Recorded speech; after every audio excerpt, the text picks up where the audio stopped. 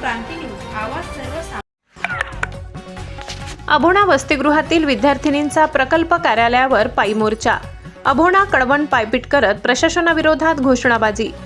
अभोणा येथील वसतिगृहातील विद्यार्थिनींनी आपल्या विविध प्रलंबित मागण्यांसाठी मंगळवार दिनांक 31 डिसेंबर रोजी अभोणा ते कळवण प्रकल्प कार्यालयापर्यंत पायी मोर्चा काढत प्रशासनाचे लक्ष वेधले।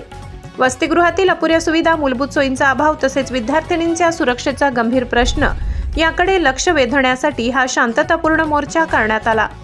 मोर्चा दरम्यान विद्यार्थिनींनी आम्हाला आमचे हक्क द्या, वसतिगृहातील समस्या तात्काळ सोडवा अशा घोषणा देत प्रशासनाविरोधात आवाज उठवला।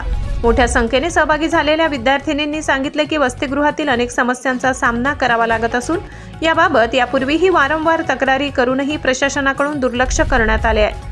कळवण येथील प्रकल्प कार्यालयात पोहोचल्यानंतर विद्यार्थिनींनी नव्याने पदभार स्वीकारलेल्या प्रकल्प अधिकारी कश्मीरा संखे यांची भेट घेतली व आपल्या अडचणींचा सविस्तर पाडा मांडला।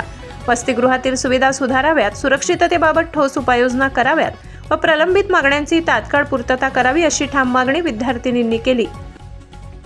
यावेळी प्रकल्प अधिकारी कश्मीरा संखे यांनी विद्यार्थिनींच्या समस्या जाणून घेत लवकरच चौकशी करून योग्य ती कारवाई व आवश्यक उपाययोजना केल्या जातील असे आश्वासन दिले।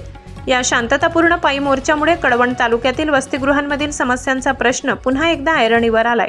यापूर्वीही कनाशी आश्रमशाळेतील विद्यार्थिनींनी अशा स्वरूपाचा पायी मोर्चा काढला होता, त्यामुळे आता या आंदोलनाची दखल घेऊन नव्याने पदभार स्वीकारलेल्या प्रकल्प अधिकारी कश्मीरा संखे या विद्यार्थिनींच्या मागण्यांवर कोणती ठोस कारवाई करतात याकडे सर्वांचे लक्ष लागले आहे। महाराष्ट्र क्रांती न्यूज साठी प्रतिनिधी देवेंद्र ढुमसे, अभोणा, कळवण।